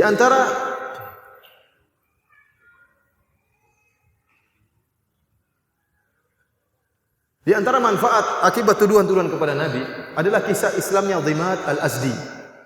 Sebagaimana diriwayatkan oleh Imam Muslim dalam Sahihnya. Dhimat al-Azdi adalah seorang yang dia ahli mengobati, ya. Disebutkan dari Ibnu Abbas radhiyallahu ta'ala anhuma, "Inna Dhimadan qadima Makkah wa kana min Azdi shanu'ah wa kana yarqi min hadzal rih." Dhimat al-Azdi adalah seorang yang datang ke Mekah dan dia adalah orang yang bisa menyembuhkan penyakit gila. Dia bisa meruqyah. Seorang musyrik tapi bisa meruqyah dan bisa menyembuhkan penyakit gila. Fasami'a sufaha'a ahli Makkah yaquluna inna Muhammadan majnun. Tatkala datang ke Mekah dia dengar ya, orang-orang mengatakan Muhammad gila. Subhanallah. Terbetik dalam hatinya ingin menyembuhkan Nabi Muhammad. Muhammad ada orang gila. Maka dia pun mencari, coba dia orang baik karena kebaikannya Allah beri hidayah. Maka dia pun mencari-cari Nabi Muhammad untuk mengobati gilanya Nabi Muhammad. Ini Muhammad majnun. Akhirnya dia pun bertemu dengan Nabi Muhammad sallallahu alaihi wasallam. Dia mengatakan, "Lau anni ra'aitu hadzal rajul, la'alla Allah yashfih ala yadayya." Semoga saya bertemu dengan Muhammad, orang gila ini. Semoga Allah mengobatinya melalui sebab diriku. Niatnya baik untuk apa? Mengobati Nabi Muhammad. Akhirnya dia bertemu dengan Nabi Muhammad sallallahu alaihi wasallam. Dia berkata, "Ya Muhammad, inni arqi min hadzal rih, fa hal laka?" Wahai Muhammad, saya ini orang bisa menyembuhkan orang gila. Apakah kau mau saya sembuhkan? Antum bayangkan. Ada orang datang ketemu Ustaz, "Ya Ustaz, saya dengar kamu gila Ustaz. Bolehkah saya menyembuhkanmu?" Subhanallah. Terkadang sebenarnya kita mendapati gangguan yang luar biasa yang ada kejadian seorang ustaz ceramah di masjid. Tiba-tiba datang orang gila. Kata dia, "Ustaz, kalau cari makan jangan di masjid." Kurang ajar. Bayangkan kalau ustaz tidak sabar. Kalau ada orang gila, antum jangan gila seperti orang gila itu, sabar. Jadi kalau antum tanggapi berarti antum ikut gila sama dia. Ikhwani fillah azani Allah wa iyyakum. Akhirnya Dhimat mengatakan, "Halak ya Muhammad, maukah aku sembuhkan kegilaanmu?" Saya ini ustaz, kok dibilang gila. Saya ini kan hinaan yang luar biasa, dan Dhimat tidak bermaksud menghina.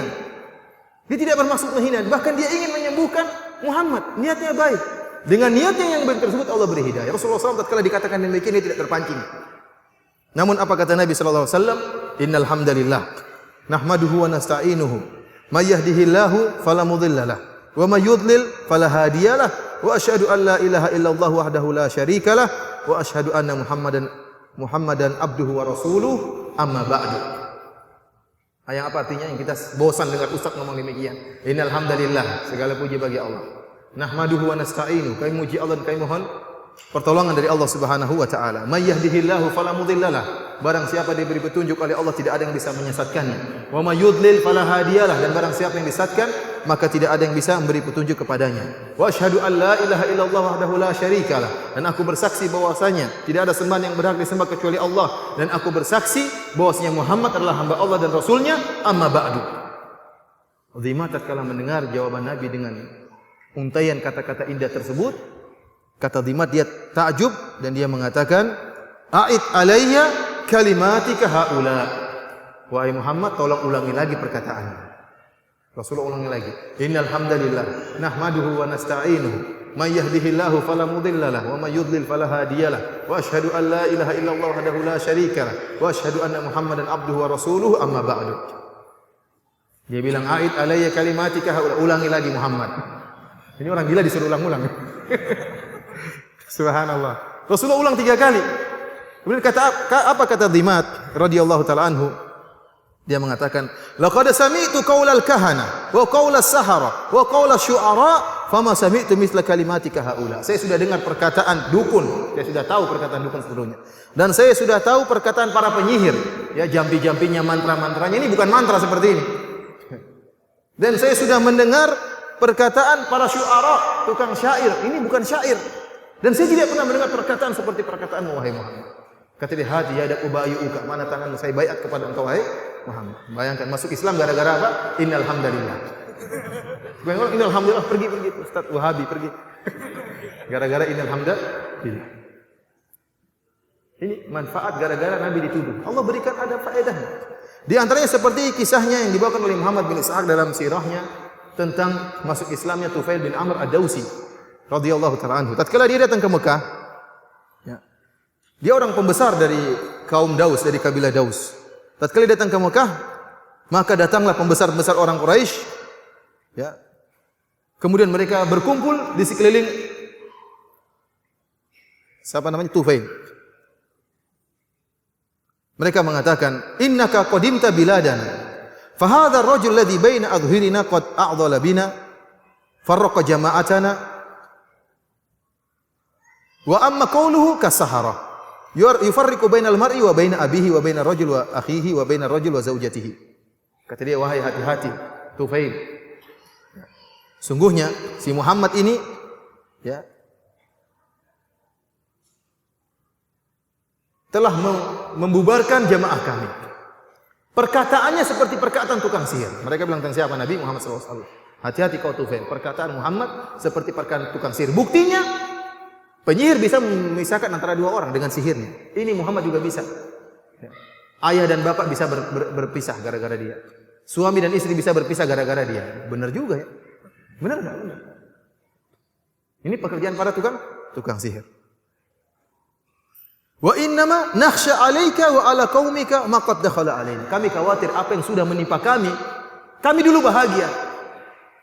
Kami dulu tentram hidupnya. Namun datangnya Muhammad membuat kami tercerai-berai.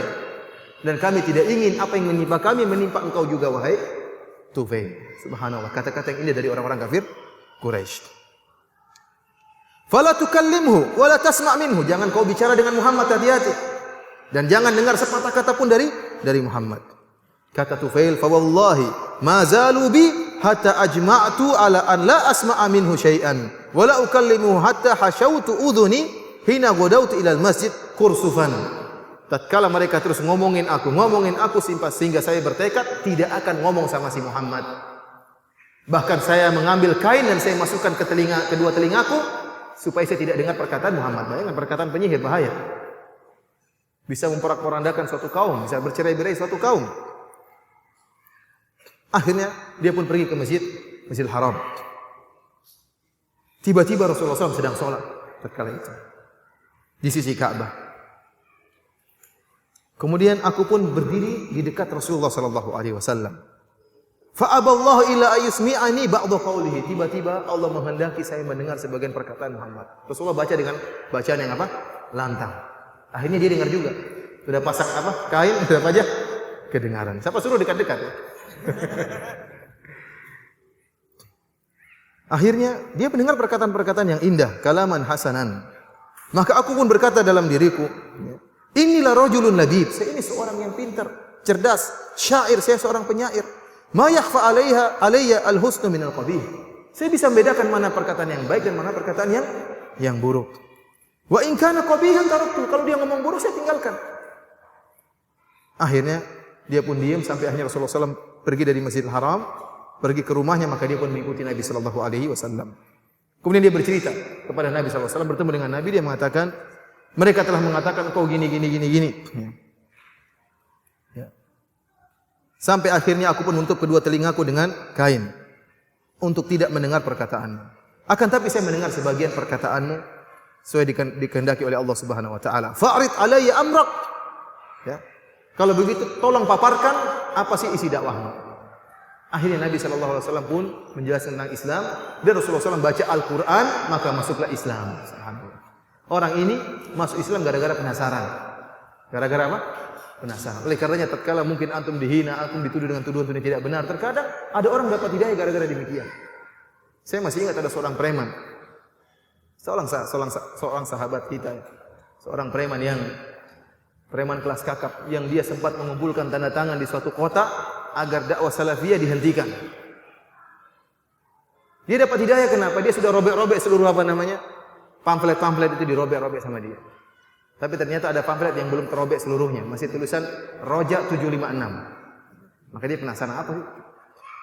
Putar dapat hidayah. Sekarang dia mempremani, tidak ada preman yang berani ganggu.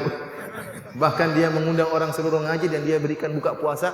Saya beberapa kali ngisi tempat tersebut. 1.500 orang waktu itu dia tidak diumumkan di Roja. 1.500 orang itu datang kemudian dia bagikan buka puasa dengan makan mewah. Subhanallah. Orang dapat hidayah gara-gara penasaran, ingin tahu. Di antara seperti Udhaimat al-Azdi dan juga Tufail, ya, radhiyallahu taala anhu. Ikhwani fillah azanillahu wa iyyakum. Inilah sebagian gangguan yang diberikan kepada Nabi sallallahu alaihi wasallam, baik gangguan ya berupa gangguan celaan. Dan orang-orang musyrikin tidak cukup sampai di situ ya. Mereka juga mengganggu Nabi sallallahu alaihi wasallam dengan secara fisik, terutama setelah meninggalnya pamannya Nabi sallallahu alaihi wasallam Abu Talib. Ya. Dan suatu yang paling berat yang pernah dihadapi oleh Nabi sallallahu alaihi wasallam tatkala Nabi sallallahu alaihi wasallam berdakwah di Taif.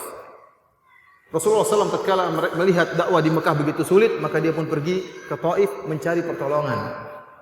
Ternyata di Taif beliau dihinakan. Ikhwani fillah azanillahu wa iyyakum.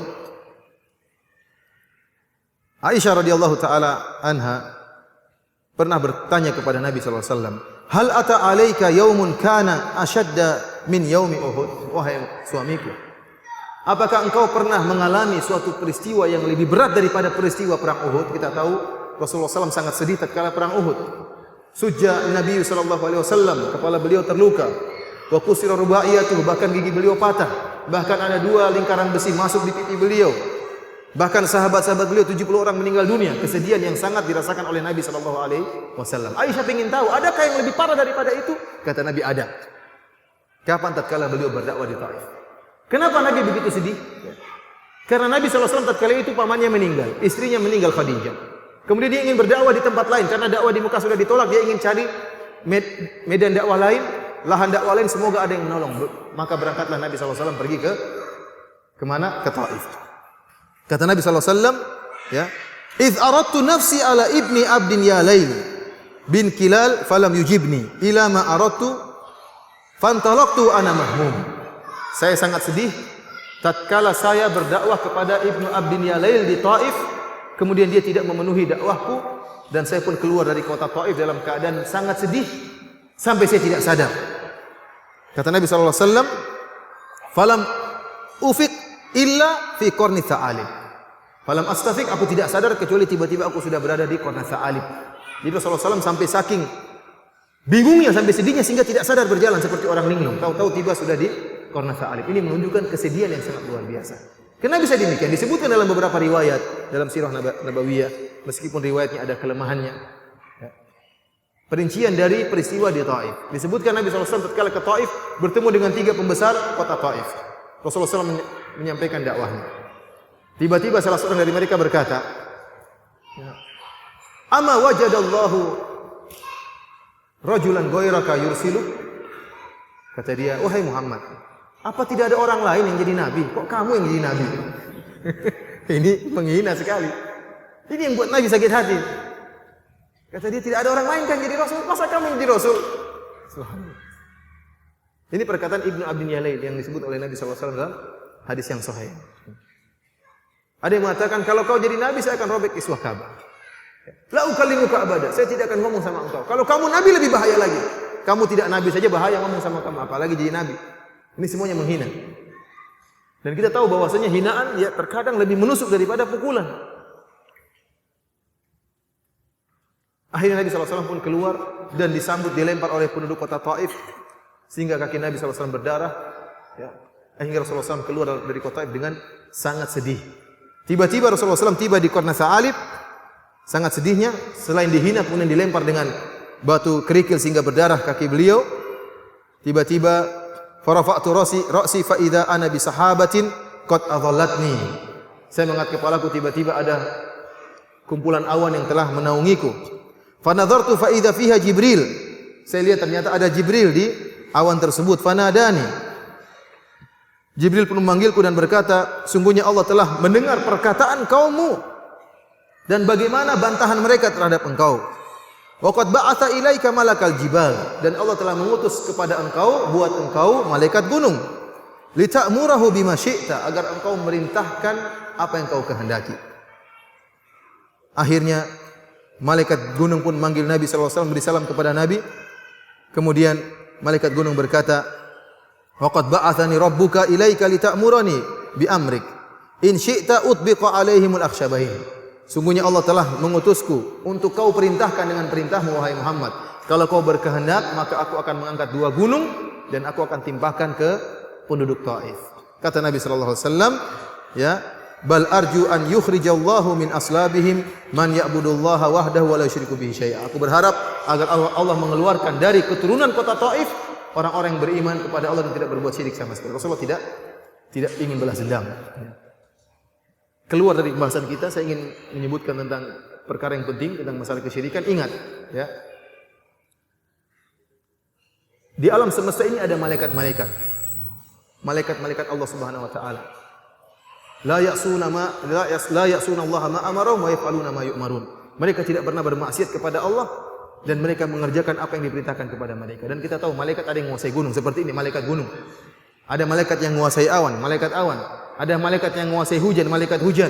Ada malaikat pencabut nyawa. Namun ingat, tidak ada satu malaikat pun yang punya hak otonomi. Mereka semua bekerja atas perintah siapa? Allah Subhanahu wa taala. Padahal mereka benar-benar menguasai gunung, benar-benar menguasai gunung. Akan tetapi mereka tidak bertindak kecuali atas perintah Allah Subhanahu wa taala. Malaikat yang seperti ini kalau kita minta, wahai malaikat bantu saya, syirik. Padahal dia menguasai, benar-benar menguasai gunung. Minta kepada Allah. Bagaimana kemudian kita minta kepada mayat yang tidak bisa apa-apa? Paham, ini sekedar laftah sebentar. Ya. Karena sekarang orang mulai mengatakan, ya, sebagian dai-dai di internet saya baca menyerukan bahwasanya minta kepada mayat itu tidak mengapa, ini bentuk wasilah. Allah mampu memberikan kekuatan kepada mayat. Kita bilang mampu Allah memberikan kekuatan kepada mayat, mampu. Allah mampu menjadikan pasir yang di kuburan untuk obat, mampu. Tapi mana dalilnya Allah menjadikan pasir tersebut sebagai obat? Jangankan pasir, kotoran pun bisa jadi obat kalau Allah kehendaki. Tapi mana dalilnya? Bahkan sebaliknya mereka mengatakan kita syirik. Kata mereka, kalau kamu ragu Allah bisa memberi kekuatan kepada mayat tersebut, kamu musyrik, berarti meragukan kekuatan Allah Subhanahu wa taala. Ini ngawur seperti ini. Kita bilang dia musyrik, dia balik membilang kita apa? Musyrik. Jadi malaikat saja tidak boleh kita minta. Padahal dia punya kekuatan. Jin saja punya kemampuan. Jin punya kemampuan. Tapi barang siapa yang berlindung kepada jin dan dia mampu untuk melindungi, syirik. Wa annahu kana rijalun minal insi ya'udzuuna bi rijalin minal jinni fazaduhum rahaqa. Dan dulu ada sekumpulan orang manusia minta perlindungan kepada sekumpulan dari golongan jin, fazaduhum rahaqa, semakin menambah kekufuran dan kesombongan para jin dan kekufuran orang-orang yang minta bantuan kepada jin. Padahal jin mampu untuk membantu. Kita tahu sebab turunnya ayat ini tatkala ada seorang datang melewati lembah kemudian dia mengatakan, ya, a'udzu bi sayyidi hadzal wadi min sufahai qaumihi. Saya berlindung kepada pimpinan lembah ini. Ada lembah di sini enggak? Saya berlindung kepada pimpinan lembah ini dari orang jin-jin yang bodoh dan kemudian dia terlindungi. Berarti memang jin tersebut memang punya kemampuan, tetapi diharamkan kita untuk minta kepada zat yang gaib seperti jin ini. Bagaimana kemudian bodoh minta kepada penghuni kuburan yang dia tidak bisa mandi kecuali kita mandikan, tidak bisa pakai baju kecuali kita kafankan, tidak bisa sholat sehingga kita sholatkan, kemudian tidak bisa masuk ke rumahnya kecuali kita angkat ke liang lahat. Setelah kita masukkan kita bilang, "Mbah, tolong ya bangunkan saya rumah." Gimana? Dia saja tidak bisa bergerak. Ikhwani fillah azanillahu wa iyyakum, ya, ini di antara yang pernah dialami oleh Nabi sallallahu alaihi wasallam. Akan tapi Nabi sallallahu alaihi wasallam ya bersabar dengan gangguan tersebut. Di antaranya juga kisah tatkala Nabi sallallahu alaihi wasallam ya dilempar sehingga berdarah dan kata para ulama terjadi tatkala di perang Uhud. Kemudian Nabi sallallahu alaihi wasallam berdoa, "Allahumma ghfir li qaumi fa innahum la ya'lamun." Ya Allah, ampunilah kaumku, sungguh mereka tidak tahu. Ya, mereka tidak tahu bahwasanya mereka berada di atas kesesatan. Mereka tidak tahu bahwa apa yang saya bawa ini merupakan petunjuk dan hidayah. Demikianlah ikhwani fillah azanillahu wa iyyakum, ya. Apa yang bisa kita sampaikan ya. Waktu sudah selesai dan juga materinya pun sudah selesai. Ya, selanjutnya kalau ada yang bertanya maka saya persilakan, wallahu taala alam bisawab.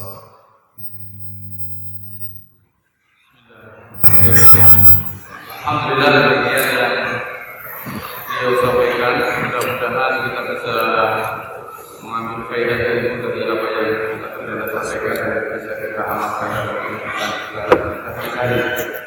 Hadirin, hadirat, insyaallah kita pada sesi tanya dan juga ada pertanyaan. Baiklah, saya sekalian ada pertanyaan yang sekali sebenarnya dari sangat unik.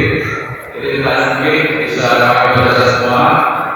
Jadi kami mohon maaf jika kami bisa memilih pertanyaan-pertanyaan yang pada dasarnya bersama dan mungkin bisa kami simpulkan bagaimana. Pertanyaan pertama, Ustaz, bagaimana tips atau berdakwah kepada kedua orang tua agar sukses? Karena kita sudah bertahun-tahun berdakwah kepada orang tua, tapi belum juga ada perubahan pada mereka. Jazakallahu khairan. Ikhwani fillah azanillahu wa iyyakum, berdakwah kepada orang tua merupakan salah satu bentuk birrul walidain yang terbaik. Berbakti kepada orang tua yang terbaik adalah dengan mendakwai kedua orang tua agar mereka sadar dan dapat hidayah. Ya, lebih berarti daripada memberikan harta kepada mereka, memberikan uang kepada mereka. Ya, lebih berarti berdakwah kepada mereka agar mereka mendapatkan hidayah, karena hidayah itu tidak ada nilainya, sangat ternilai, tidak bisa dinilai dengan harta dan uang. Karena tatkala mendakwai orang tua butuh dengan kesabaran dan ekstra kesabaran. Ya. Waktu demi waktu, ya, perlu untuk senantiasa bersilaturahmi kepada mereka. Dan lebih mudah memang jika kita dekat dengan orang tua. Yang jadi masalah terkadang kita jauh dari orang tua. Di antara cara yang mungkin Allah alam yang baik adalah dengan menunjukkan akhlak yang mulia. Kita tunjukkan setelah kita ini ya mengaji, maka ada perubahan. Contohnya perkataan kita lebih lembut kepada orang tua. Contohnya sering hadiah sering kita berikan kepada orang tua. Setelah kita ngaji, kita lebih sering silaturahmi kepada orang tua. Setelah kita ngaji, kita lebih sering telepon kepada orang tua. Kemudian tatkala kita sampaikan kepada orang tua, ya, kita berbicara dengan model diskusi, bukan model menggurui.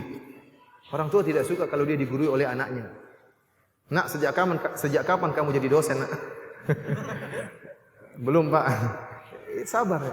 Kita jangan model mengguru. Ada orang cara ngomongnya seperti mengguru. Ini orang tidak mau terima seperti ini. Tapi ada ngomongnya seperti gimana Pak?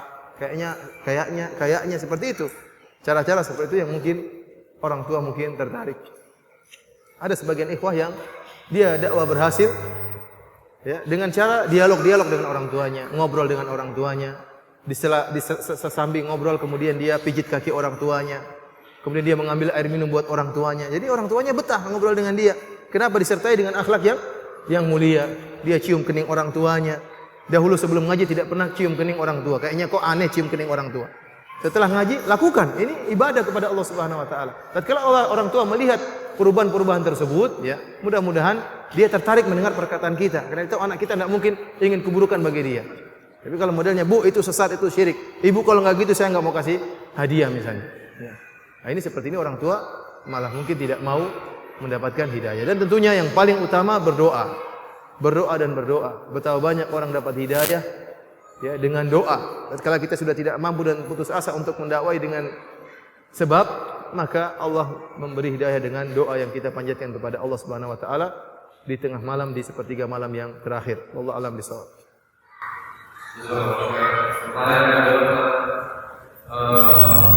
Kami bukan termasuk orang yang berilmu, namun alhamdulillah Allah Subhanahu wa taala berikan sedikit harta dari kami.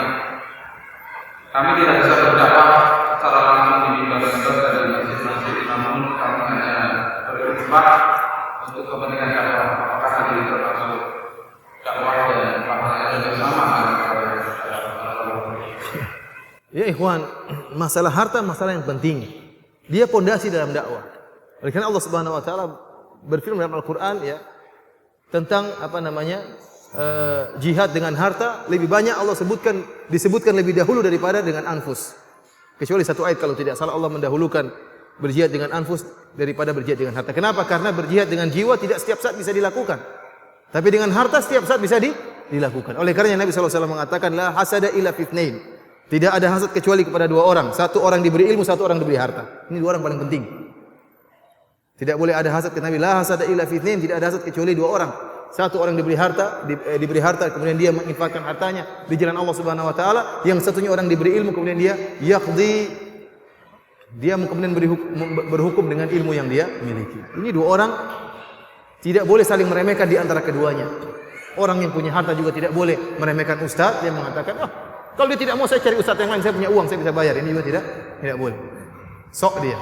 Dan sebaliknya seorang ustaz juga tidak boleh meremehkan seorang punya harta. Jadi dengan harta itu bisa berjalan dakwah. Dua ini perlu. Oleh karenanya Allah Subhanahu wa taala mentakdirkan Rasulullah sallallahu alaihi wasallam menikah dengan Khadijah, saudagar yang kaya raya. Kemudian mentakdirkan Nabi sallallahu alaihi wasallam mendakwahi Abu Bakar yang juga kaya raya. Sehingga bisa membebaskan para budak.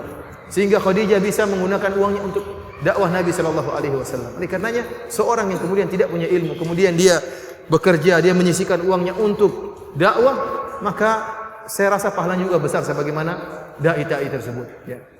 Karena dialah yang memberi jalan, memudahkan para dai untuk berceramah misalnya dengan sarana misalnya komputer atau dengan laptop atau dengan televisi atau dengan macam-macam ya. Ini seluruhnya butuh ya, dai dibelikan misalnya untuk beri buku untuk ya, intinya dia sumbangkan uangnya untuk memudahkan sarana dakwah. Wallahu alam bishawab. Pada selanjutnya, bagaimana dengan orang yang mengatakan bahwa dakwah sunnah wal jamaah salafiyah hanya berputar di masjid dan di mimbar-mimbar saja dan tidak mau terjun langsung ke lapangan dakwah? Kita mengatakan bahwasanya dakwah Ahlussunnah adalah dakwah yang benar, manhaj yang benar, yang tidak ada cacatnya. Tapi mungkin ada kekurangannya. Kekurangannya dari sisi orang yang berintisab kepada manhaj tersebut. Dakwah Ahlussunnah juga mengajarkan kita untuk berdakwah di kampung-kampung, entah melalui masjid-masjid kampung, entah datang ke rumah-rumah, entah dengan dialog, mungkin di mobil atau di kereta, ketemu dengan orang kita mulai ingin menularkan kebahagiaan kita kepada dia, mulai kita ajak bicara dengan cara-cara kita tersendiri. Tidak mesti kita datangi orang innal hamdalillah nahmaduhu wa nasta'inuhu. Ya, tidak semua seperti itu. Masing-masing punya cara dalam berdakwah. Dan alhamdulillah sebagian ikhwan ada yang mengerjakan dengan demikian. Dakwah di bis misalnya atau dakwah di lagi di kereta kebetulan duduk sama seorang. Mungkin orang tersebut pakai emas, kemudian dia mulai bicara tentang masalah hukum emas. Ada yang dengan internet, tidak terbatas dengan masjid, tidak benar. Memang meskipun ya kebanyakan dakwah dengan masjid karena memang Nabi sallallahu alaihi wasallam menggunakan masjid sebagai sarana dakwah. Masjid Nabawi, Masjid Quba, oleh karena Nabi sallallahu alaihi wasallam pertama kali datang ke Madinah, beliau bangun Masjid Quba. Kemudian tatkala pergi dari daerah Quba menuju daerah kota, pusat kota, Rasulullah bikin lagi Masjid Nabawi karena masjid merupakan pusat dan sentral kegiatan. Ya, namun bukan berarti kita tidak berdakwah di luar, kita juga berdakwah. Kalau ada kekurangan itu kekurangan kita. Adapun manhaj selain Ahlus Sunnah salah manhajnya, ya. Salah, keliru. Kita manhajnya adalah manhaj para sahabat. Tidak ada salahnya, cuma kitanya yang belum bisa mengikuti para sahabat sebagaimana sempurnanya. Para sahabat mereka keluar kota berdakwah di mana-mana dengan ilmu. Sebagian orang semangat berdakwah di luar tidak punya ilmu. Rasulullah SAW tatkala mengutus Mu'adz bin Jabal, diutus satu orang saja Mu'adz ke negeri Yaman. Atau dua orang, satunya Abu Musa al-Asy'ari. Dua orang aja diutus, tidak perlu banyak-banyak, tidak perlu serombongan, tapi dua orang ini orang alim. Diutus ke negeri Yaman, Allah beri berkah. Ini kalau datang rombongan kemudian tidak tahu, tidak punya ilmu, yang jadi pimpinan tidak punya ilmu, kemudian mengukur keimanan karena ya bukan dengan ilmu tapi dengan seringnya dia berdakwah sehingga kamu sudah sering berdakwah, masya Allah imanmu jadi amir. Terkadang tidak bisa baca Quran. Subhanallah, saya sangat terkejut bertemu dengan seorang yang tidak bisa baca Quran kemudian menjadi amir rombongan dakwah. Ini menyedihkan seperti ini. Oleh karenanya orang-orang seperti ini kita ajak mereka untuk ilmu. Sehingga kalau mereka pun keluar berdakwah harus punya ilmu. Karena asalnya kita keluar berdakwah itu disyariatkan, tetapi dengan cara-cara yang benar. Di antaranya dibangun di atas ilmu. Wallahu a'lam bishawab. Di lingkungan kami banyak membutuhkan dai dan berdakwah, tapi tatkala ikhwah disuruh berdakwah mereka selalu menolak karena alasan belum cukup ilmu, sehingga banyak hasil kosong dan khotib-khotib juga diisi oleh pihak lain. Ini kekurangan, kesalahan yang menyangka bahwasanya kalau berdakwah harus jadi orang yang ilmunya tinggi. Kalau begitu saya juga tidak berdakwah, Iwan. Saya juga pulang sekarang. Antum tatkala suruh berdakwah tidak suruh membahas ya fikih cerai, tidak, atau fikih misalnya poligami, tidak. Antum baca fikih salat, kan antum bisa belajar, antum sudah belajar, sudah hatam bukunya Syekh Albani berulang-ulang. Antum bisa sampaikan bagaimana cara salat, apa fadilah salat. Antum bisa baca lewat internet, antum hafalkan sebentar. Kalau tidak antum hafal, antum print, antum baca. Ini kan bisa berdakwah seperti ini. Akhirnya apa? Pos-pos dakwah diambil orang-orang yang salah atau berdakwah dengan kesalahan. Akhirnya antum hanya menggerutu. Padahal yang salah antum. Oleh karenanya Rasulullah mengatakan, "Ballighu anni walau ayah." Sampaikanlah dariku meskipun satu ayat. Antum dakwah, tapi jangan melebihi kapasitas antum. Ini yang tidak boleh. Ini yang tidak boleh. Tapi dakwahlah sebagaimana yang antum pahami. Ada masalah tauhid, masalah prinsip, itu antum bisa, antum mengerti, alhamdulillah. Saya rasa kebanyakan salafiyin, kebanyakan Ahlus Sunnah paham tentang dasar-dasar Islam. Mereka paham apa makna syahadatain, ya, dan bisa dia dakwakan kepada masyarakat. Pertanyaan selanjutnya, apakah benar bahwa kesabaran di dalam dakwah itu ada batasnya? Kemudian bagaimana berdakwah kepada non-muslim? Apakah kita ada hubungan akhlak yang baik dulu atau langsung masuk lewat akidah? Sampai jam berapa? Ini terakhir. Terakhir. Adapun berdakwah kepada non-muslim, saya sangat menganjurkan dakwah tersebut dengan akhlak yang mulia, itu jelas. Karena orang-orang kafir yang mereka lihat adalah bagaimana akhlak seseorang. Ramah kepada orang kafir. Kita ketemu, kita ramah. Ya. Kalau dia memberi salam, kita jawab. Kita ramah dalam rangka apa? Karena ingin beri hidayah Allah, agar Allah beri hidayah kepada orang ini. Kemudian tatkala kita berdakwah, apalagi orang tersebut punya syubhat, jelas dia punya syubhat, ya. Maka jangan dakwanya kepada hukum babi, hukum anulah, hukum poligami, hukum cerai. Bicara langsung masalah ketuhanan. Antum malah bisa jadi kalah debat dalam perdebatan tersebut. Antum bicara masalah ketuhanan. Bagaimana Nabi Isa, ya. Kalau ada kesempatan bicara, maaf kita bicara dengan baik-baik, kunjungi ke rumahnya, boleh nggak kita berdialog? tentang masalah ketuhanan. Jangan bicara masalah lain, bicara masalah prinsip bahwasanya Allah tidak punya anak. Bicara tentang Trinitas itu tidak benar. 3 sama dengan 1, 1 sama dengan 3 itu tidak benar dan tidak masuk akal. Kalau ada orang jual mobil harganya 30 juta, kita bayar 10 juta, mau enggak?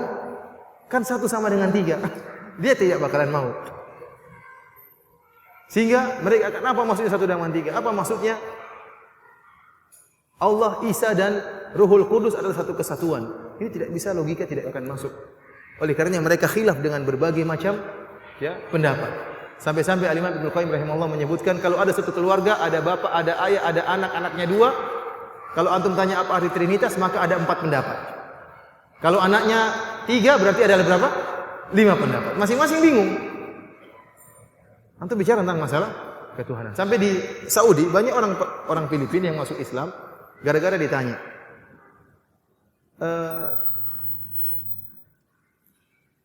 Nabi Isa atau Tuhan Yesus perkataan mereka. Kan ada namanya hari kebangkitan. Nabi Isa yang pernah meninggal ya. Ada namanya hari apa? Hari apa dalam Kristen, hari apa? Hari Paskah ya. Yang meninggal kemudian setelah 3 hari bangkit lagi. Iya enggak? Ada orang Kristen ditanya. Orang Nasrani, orang Filipina. Waktu Isa meninggal, itu Allah lagi kemana? Ikut meninggal atau lagi gimana? Lagi berpisah? Bingung juga dia. Ikut meninggal kemana begitu? Akhirnya masuk Islam.